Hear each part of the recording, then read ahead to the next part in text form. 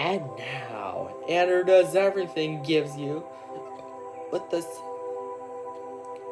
Yellowbrick Cinema relaxing music live. And Harry Potter and the Sorcerer's Stone.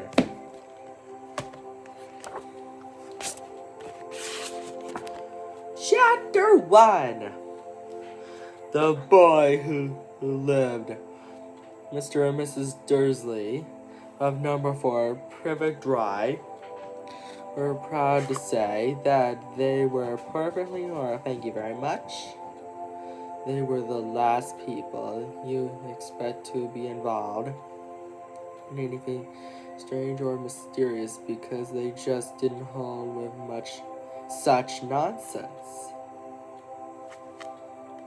Mr. Dursley was the director of the firm called McGrunnings, which made drills. He was a big, beefy man with hardly any neck.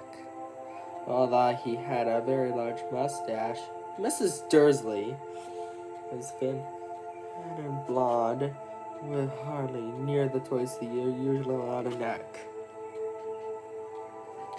which came in very useful as she spent so much of her time craning over a garden and spying on neighbors. The Dursleys had a small town called Dudley, and in their opinion was no fighter boy anywhere. The Dursleys had everything they wanted, but they also had a secret, and their greatest fears was that somebody would discover it. They didn't think they could bear it if anyone found out about the Potters. Mrs. Potter was Miss Dursley's sister, but they haven't met in several years. In fact, Mrs. Dursley pretended that she didn't have a sister because her sister had heard for good for nothing. Actually, it was on Dursleyish. And as it was possible to be, the Dursleys shuddered to think what their neighbors would say if the Potters ever arrived out in the street. The Dursleys knew the Potters have a small son too. They have never even seen him. This boy was another good reason for keeping the Potters away. They didn't want Dudley mixing with a child like that. When Mr. and Mrs. Dursley woke in the grade Tuesday, our story starts. There was nothing about the cloudy side to suggest that the strange and mysterious things would soon be happening all over the country. Mr. Dursley hummed as he picked out his most boring type for work, and Mrs. Dursley gossiped away happily as she wrestled a screaming Dudley in his eye chair. None of them noticed a large tawny owl flutter past the window. At 8:30, Mrs. Dursley picked up his briefcase, pat Mrs. Dursley on the cheek, and tried to kiss Dudley goodbye, but missed. Because Dudley was now having a tantrum and throwing his cereal at the walls. "Little tyke!" chortled Mr. Dursley as he left the house. He got into his car and backed out at number 4's drive. It was on the corner of the street that he noticed the first sign of something peculiar, a cat reading a map. For a second, Mr. Dursley didn't realize what he had seen. and he jerked his head around to look again. There was a tabby cat standing on the corner of a drive. There wasn't a map in sight. What could he have been thinking of? It must have been a trick of the light. Mr. Dursley blinked and stared at the cat. It stared back as Mr. Dursley drove around the corner and up the road. He watched the cat in his mirror. He was now reading the sign that said "Dribble, Private Drive." No, looking at the sign, cats couldn't read maps or signs. Mr. Dursley gave it himself and put himself into his mind. As he drove towards town, he thought of nothing except a large order of drills he was hoping to get that day. But on the edge of town, drills were driven out of his mind by something else. As he sat in the usual morning traffic jam, he couldn't help notice that there seemed to be a lot of people strangely dressed about. People in cloaks. Mr. Dursley couldn't bear people who dressed in funny clothes to get, as you said, on young people. He supposed this was some stupid new fashion. He drummed his fingers on the steering wheel, and his eyes fell on a huddle of these weirdos close by. There was whispering excitedly together. Mr. Dursley,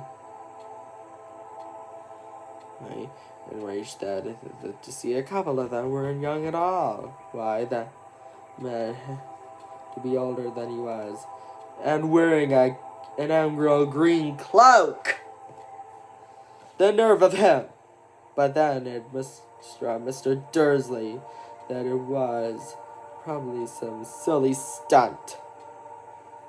These people were obviously collected for something. Yes.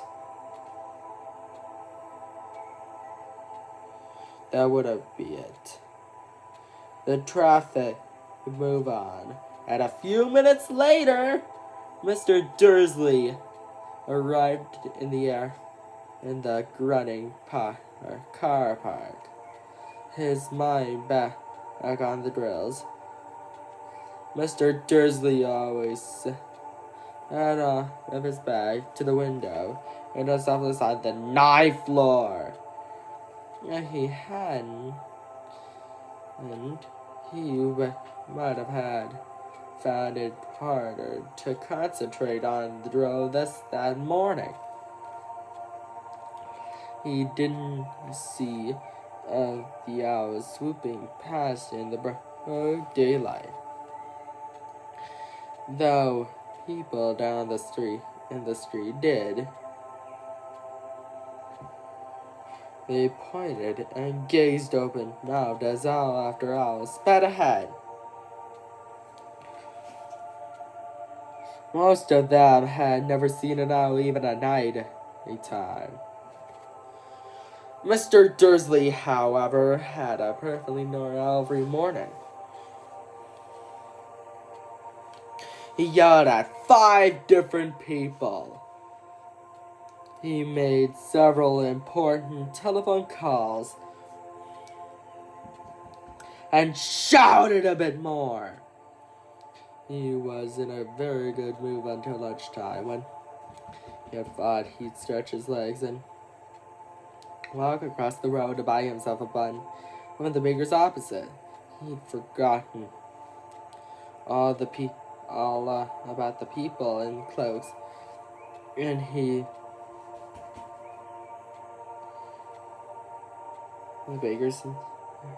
passed a group of them next to the baker's. He eyed them angrily as they passed. He didn't know why, but it made him uneasy. His lad were whistling excited too, and he couldn't see a single collecting tin.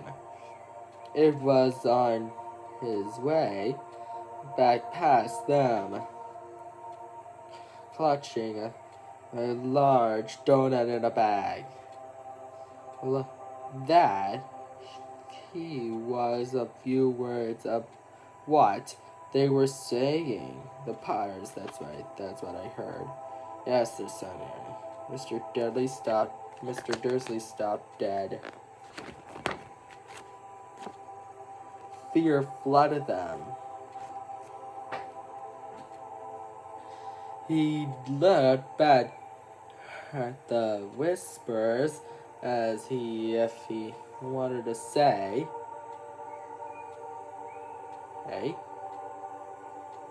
something to them, but though it battered off, he dashed back across the road, hurried up to his office, snapped in the secretary not to disturb him, seized his telephone and had almost finished dialing his own number when he changed his mind.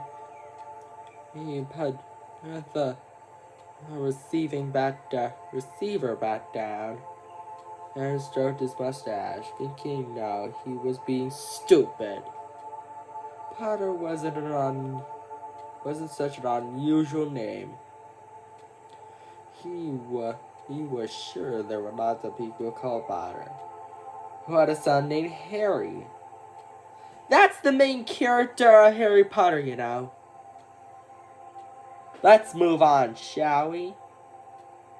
Come to think of it, he wasn't even sure if his nephew was called Harry. He never even seen the boy. If the might have been Harvey or Harold. There was no point in worrying Mrs. Dursley. She also got so upset. He had any mention of his sister. He didn't blame her if he had a sister like that. But all the same, those people in cloaks. He found it a lot harder to concentrate on the girls at an afternoon.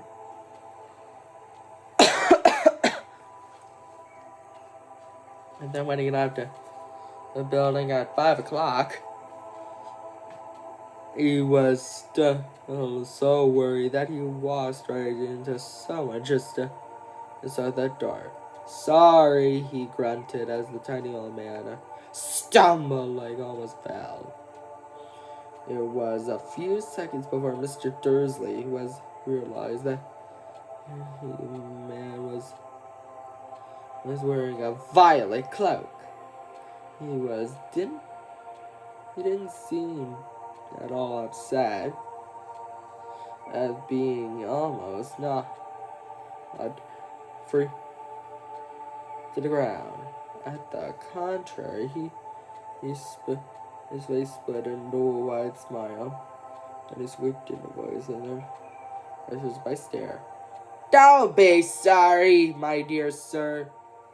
My for nothing could upset me today. Rejoice, for know who had gone at last. Even muggles when I hear something this happy day. And the old man hugged Mr. Dursley around in the middle and walked off. Mr. Dursley stood rooted to the spot. He had been hugged by the complete stranger. He also thought.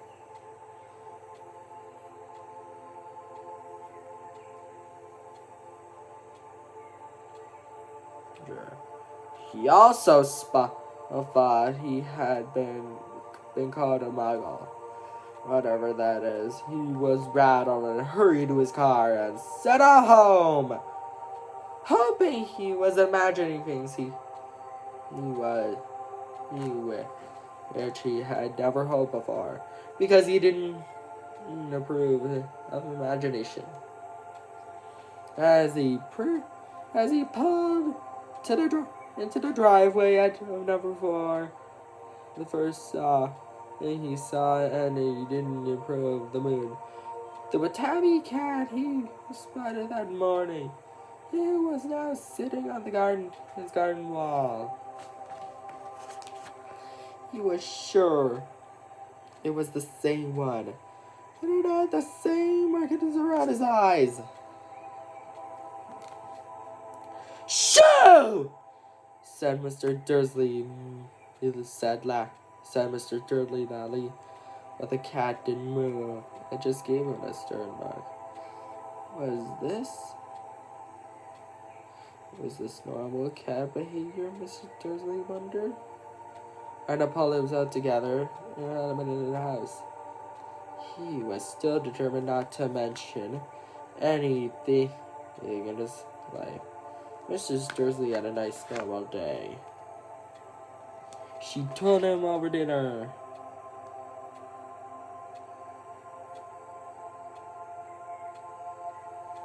She told him Mrs. Next Door's problems with her daughter. Under the new order. Shan't! Mr. Dursley tried to add normally, and Dudley had put to bed. In bed, he went into the living room, and in time, he catched the last report in the news. And finally, bird watchers everywhere had pardon the nation has been behaving very unusually today. Although it was really hot at night and hardly ever seen in daylight, there have been hundreds of sightings of these birds flying in every direction since sunrise.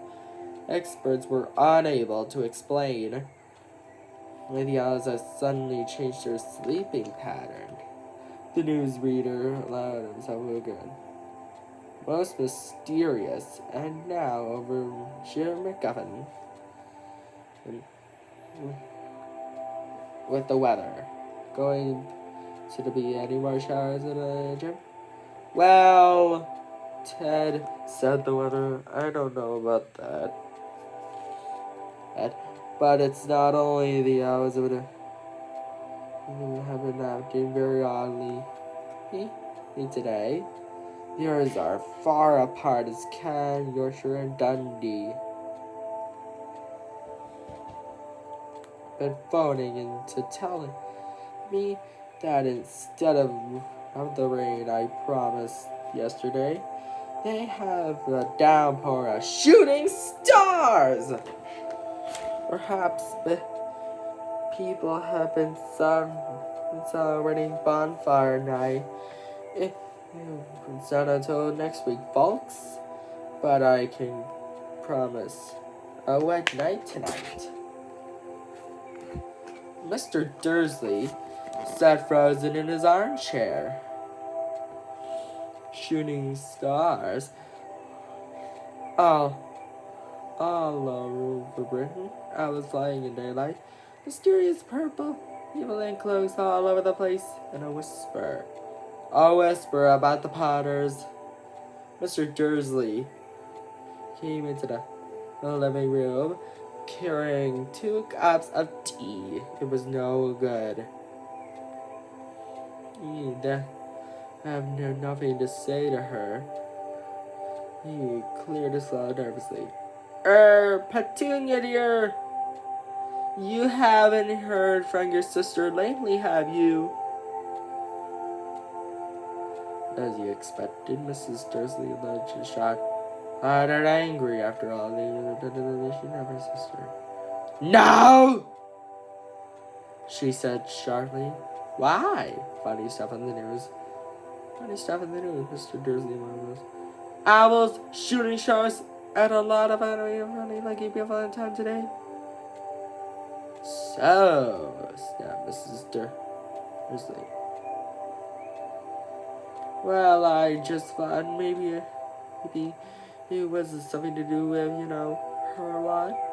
Mrs. Dursley sipped her tea through the purse slip.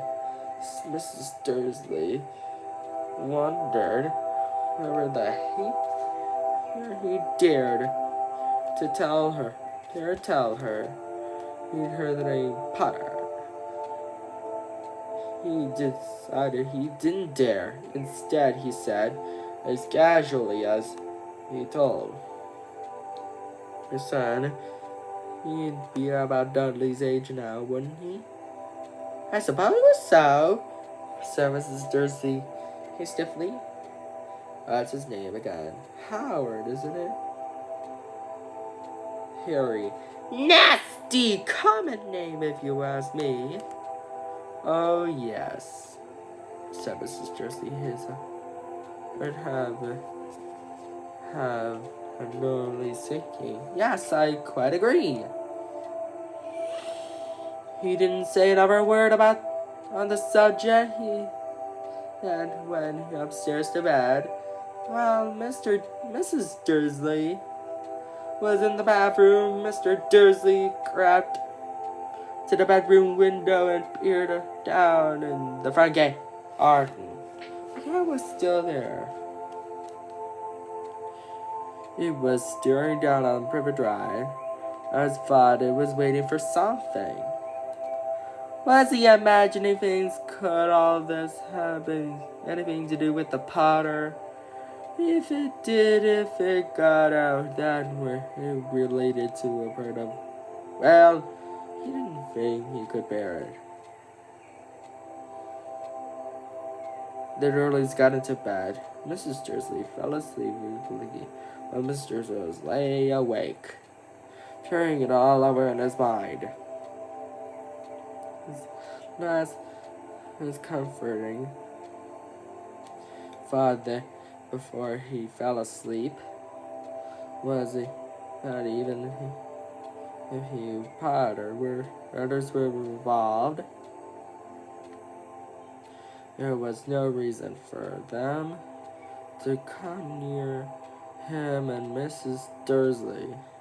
The Potters knew it very well, and he and Petunia thought about them, and they were kind.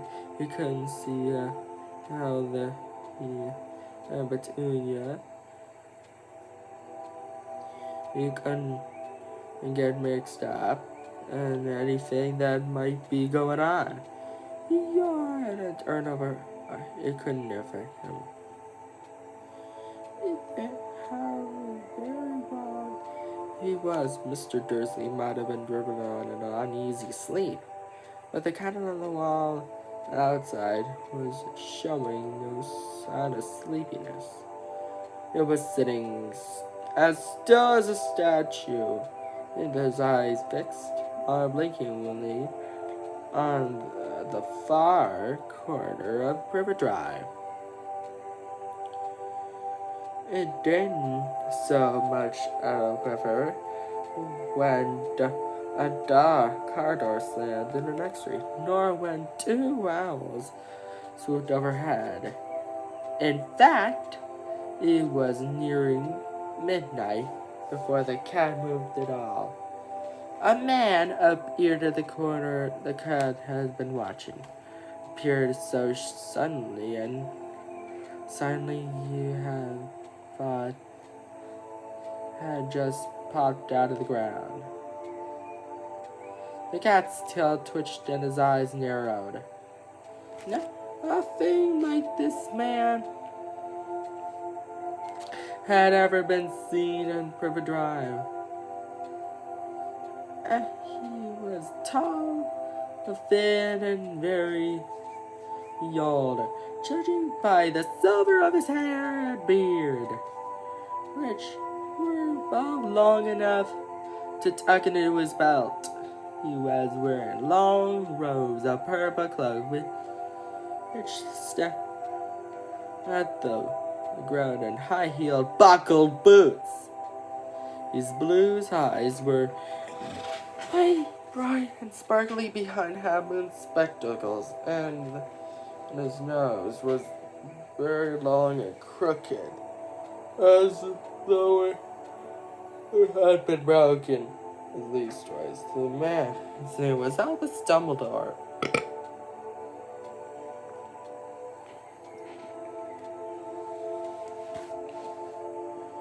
Albus Dumbledore didn't seem to realize that he had just arrived in a street where everything from his name to his boots was unwelcome. He was busy rummaging in his cloak, looking for something. But he did seem to realize he was being watched. Because he looked up suddenly at the cat, which was still staring at him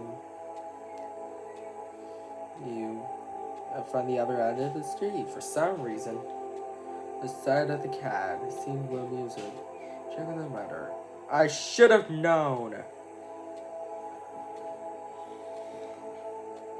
He had found he was looking for in his inside pocket. It seemed to be a silver cigarette lighter. He flicked it open. It held up in the air and clicked it. The nearest street lamp went out with a little pop. He clicked it again. The next lamp flickered into darkness. 12 times he had clicked the powder outer in the only light that in the whole street were two tiny pinpricks in the distance,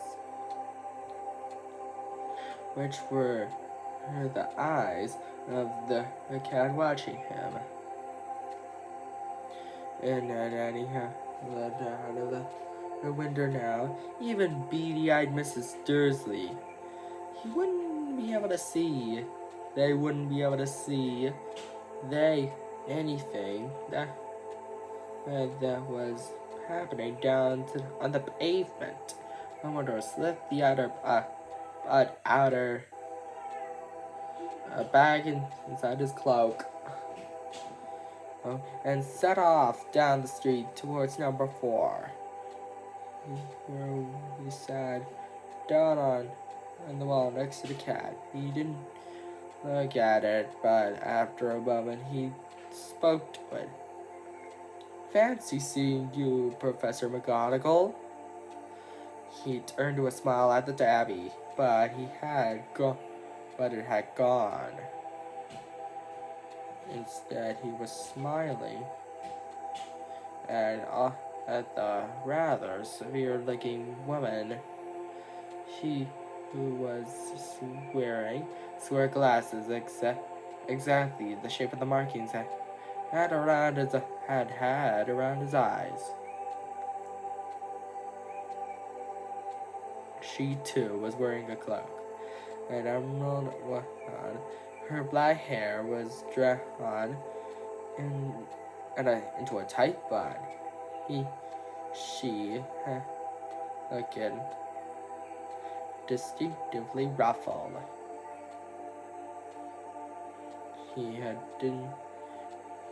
How did you know he was me? She asked.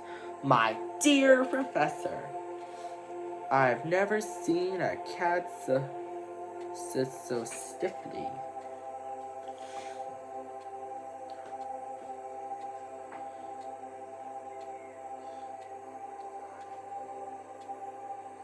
You be stiff and you be sitting on the big road all day, said Professor McGonagall. All day? When you've been celebrating? I must have passed a dozen feasts and parties when I went here. Professor McGonagall sniffed angrily. Oh, yes. As everyone is celebrating, all right? She said impatiently. You'd think they'd be a bit more careful, but no. Even the muggles had noticed when something's going on. He was on her knees. She jerked her head back at the Dursleys' dark living room window. I heard it. Lots of owls, shooting stars, but they're not completely stupid. Well, they're not completely stupid.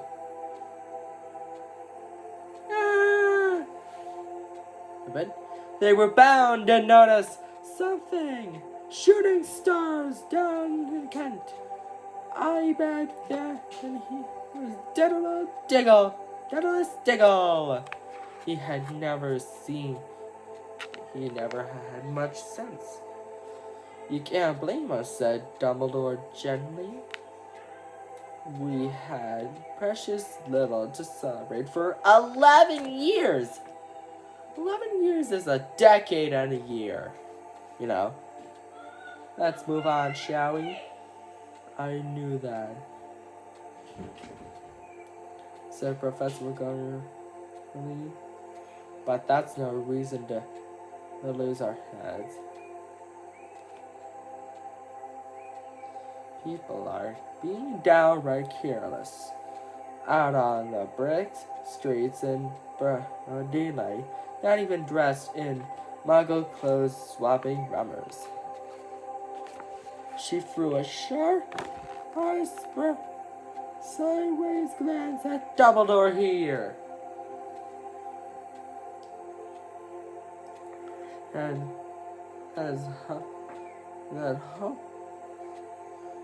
though hoping he was going to tell her something he didn't. So she went on. A fine thing would have been on the very day. You know who seems to have disappeared at the last. You muggles found out about us all. I suppose he has really gone, Dumbledore. It certainly seems so, said Dumbledore. We have much to be thankful for. When you care for the sherbet lemon. A what? A sherbet lemon. They're a kind of sweet. Oh, sweet. I'm right in front of. No, thank you, said Dumbledore. Professor McGonagall coldly.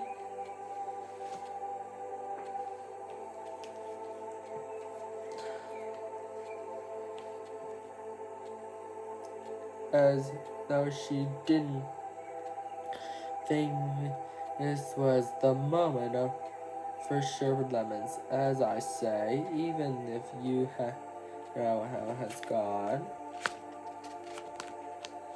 My dear Professor, surely a sensible person like yourself can call himself by his name. All this you know who nonsense. For 11 years, I have been trying to persuade people to make him calm by his proper name, Voldemort. Professor McGonagall, but Dumbledore, who was on sticking 2 sherbet lemons, see not to notice. It all gets so confusing.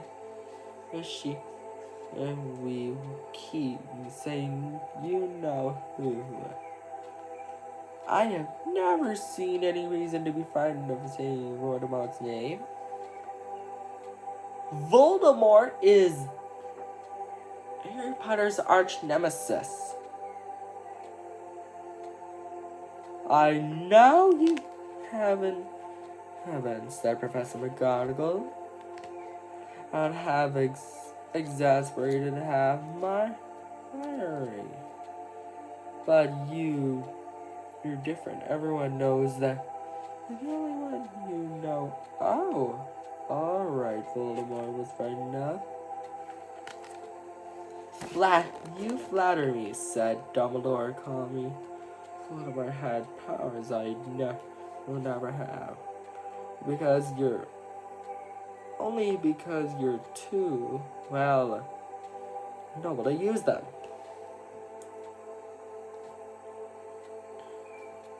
It's lucky it's dark. I haven't blushed so much since Madame Pomfrey taught me she like her new earmuffs. Professor McGonagall said a sharp look at Dumbledore and said owls are nothing to the rubbers that are flying around. You know what everyone's saying about why he's disappeared, about what finally stopped him? It seemed that Professor McGonagall had reached the point she was the most anxious to discuss.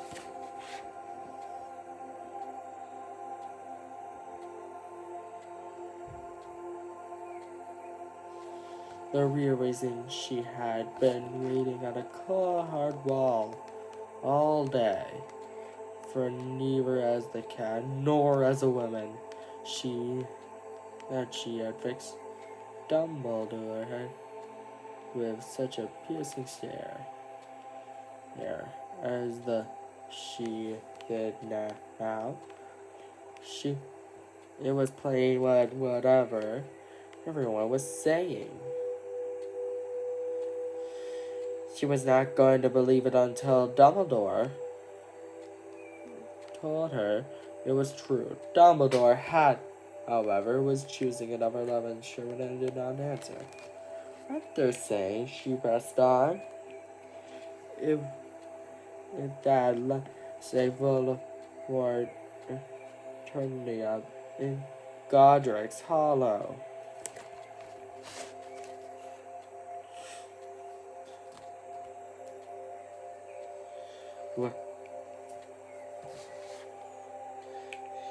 He went to find the Potters. Lily and James Potter are that they're dead. Dumbledore bowed his head. But Professor McGonagall gasped like, Lily, Lily and James. I can't believe it. I didn't want to believe it. Oh, Albus. Dumbledore reached down and patted her on the shoulder. I know, he said heavily. Professor McGonagall. His voice trembled as she went on. That's not all. They said they tried to kill the Potter's son, Harry.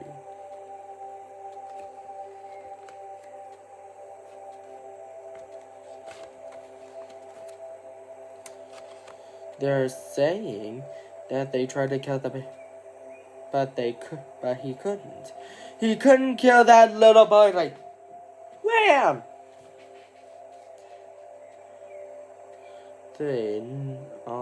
No one knows why or how, but they're saying that he couldn't kill Harry Potter.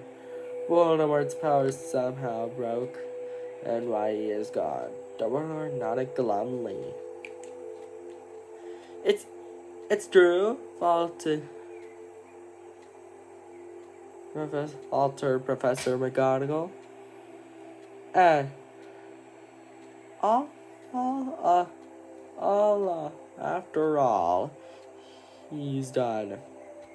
All the people he's killed. He couldn't kill a little boy. It's just astounding. All of the things that could stop him. But how in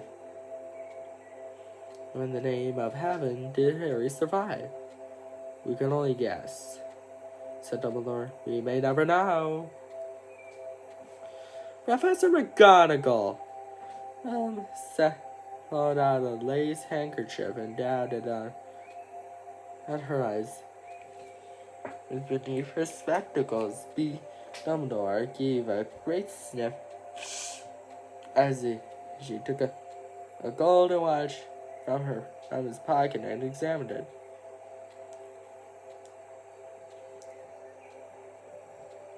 It was a very odd watch.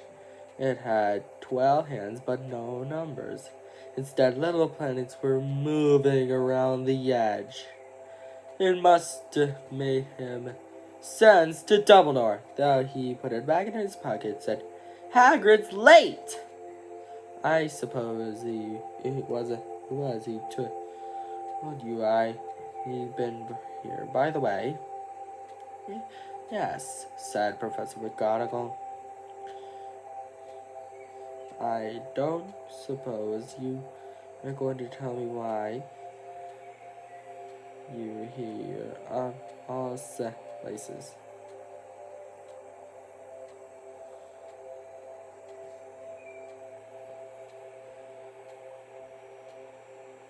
I've come to bring Harry his aunt and uncle. They're the only family he has left down.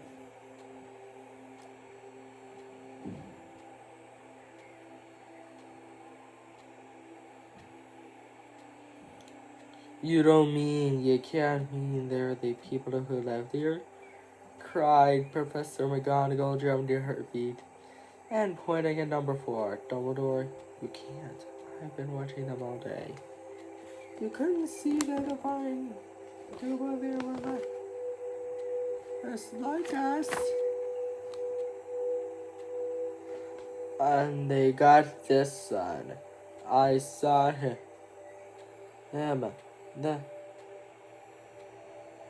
Kicking his mother all the way up the stairs, screaming for sweet.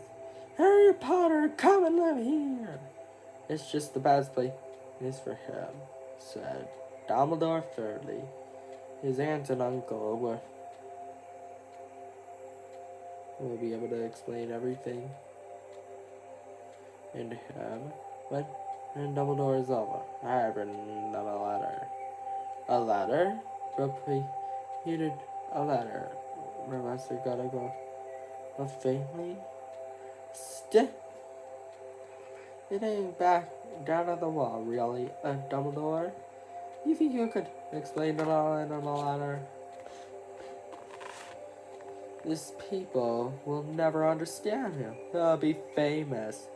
Oh, a legend. I wouldn't be surprised if today was known as Harry Potter Day in future. There'll be books written about Harry. Every child in our world will know his name. Exactly, said Dumbledore, very seriously, over the top of his optical glasses. It would be enough to turn anyone's head. Famous before he could walk and talk. Famous for something he won't even remember. Change, you see how much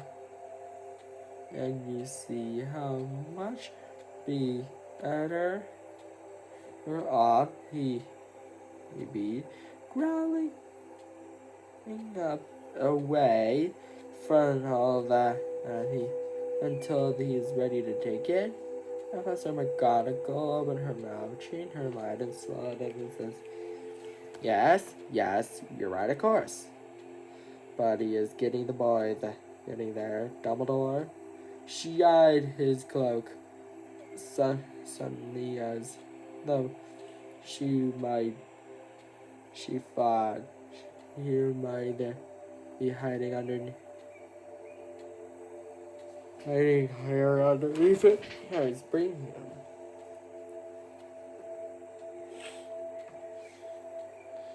You think it wise to trust Harry?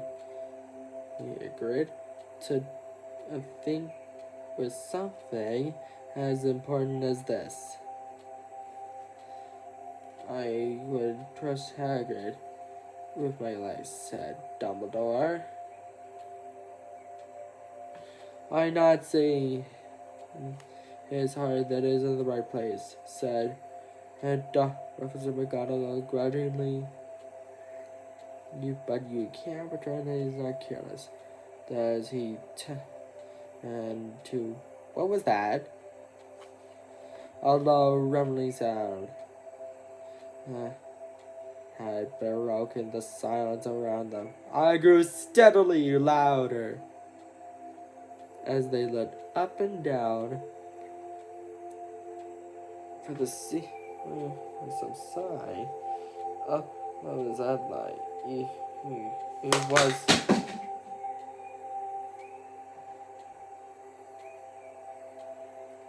It swelled to a roar as they looked, as both looked up at the sky. And a huge motorbike fell out of the air and landed on the road in front of them. If the motorbike was huge, it was nothing the man in the city astride it. He was almost twice as tall as a normal man, and at least 5 times as wide. He looked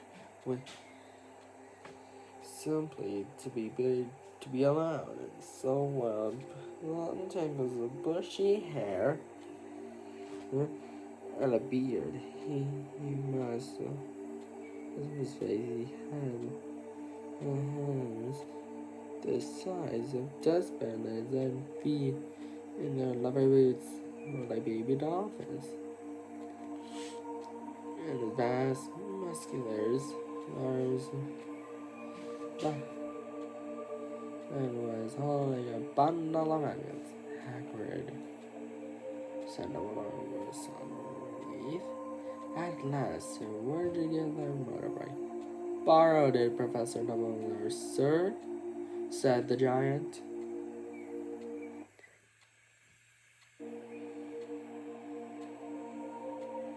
Climbing carefully off the motorbike as he spoke. Young, seriously, that's me. I got him, sir. No problems were there. No, sir. House was almost destroyed, but I got him out alright before the muggles started swarming around. He fell asleep as he were flying over Bristol. Dumbledore and Professor McGonagall went forward over the Belmont lanes.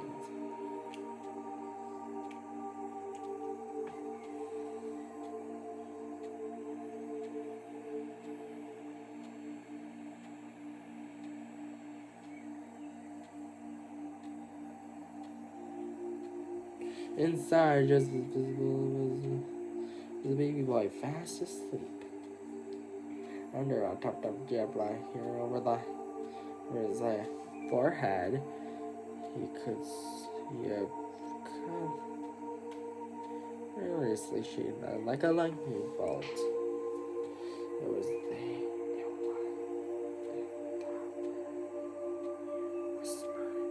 whispered Professor McGonagall. Yes, said Dumbledore. You'll have that scar forever.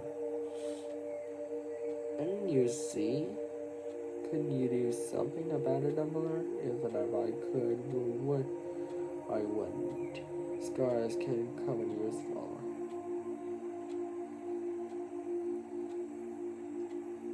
When a woman was on my left knee was a perfect math, which is a perfect math of their London Underground. Well, give here, Hagrid.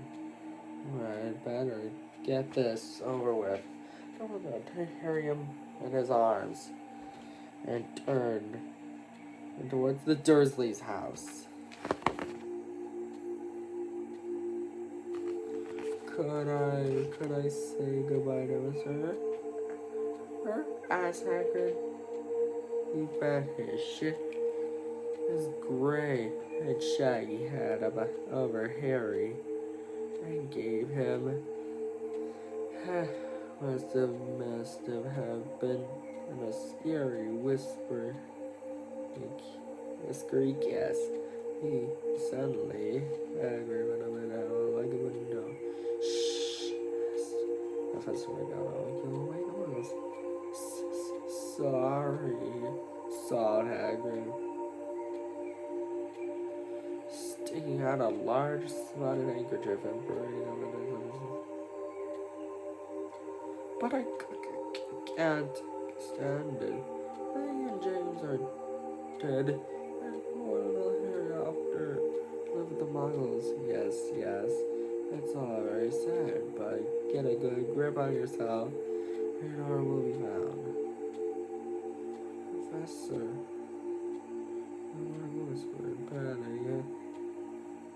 patting Hagrid gingerly on the arm and stabbed on as Dumbledore stepped off over the garden wall and walked to the front door. He laid Harry gently on the doorstep, took a letter out of his coat, tucked in inside her blankets, and then came back into the hour two. For the few days to Harry shoulders shook. Professor McGonagall blinked furiously at the twinkling light. They showed with Dumbledore's eyes gone out. Well, said Dumbledore finally, that's that. We've no business staying here. We may as well go over and run the celebrations.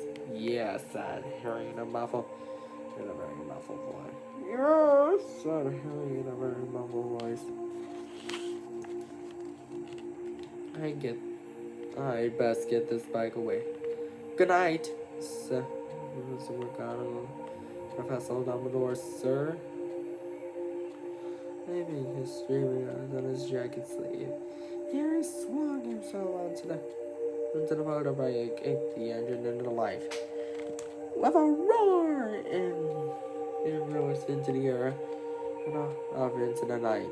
I'll see you soon, I expect, Mr. Dumbledore. Professor McGonagall said Dumbledore, nodding to her. Professor McGonagall blew her nose in reply. Dumbledore turned and walked back down the street. On the corner, he stopped, and at the silver pot powder, he clicked it. He went with the 12 balls of light sped on to the street lamps. So that Avatar glowed suddenly in the orange, and he could make out a tiny cat slinking around the corner at the other end of the street. Let's see, over to my floor. Good luck, Harry, he murmured. He turned on his heel, and with a swish of his cloak, he was gone. A breeze ruffled in the knee habit of his river drive. He lay silent intently in the inky sky. It was the very last place would expect astonishing thinking to have. And Harry Potter rolled over inside his blankets without waking up. One small hand was on the letter beside him, at least left on. Not knowing he was famous. Not knowing he had awoken in the every time, when Mrs. Dursley screamed like she opened the front door and put out the milk bottles. Neither she and nor that he would spend in a few weeks being prodded and pinched by his cousin Dudley. He couldn't know that at this very moment, people meeting in secret all over the country, turning over the roses and to Harry Potter, the boy who lived.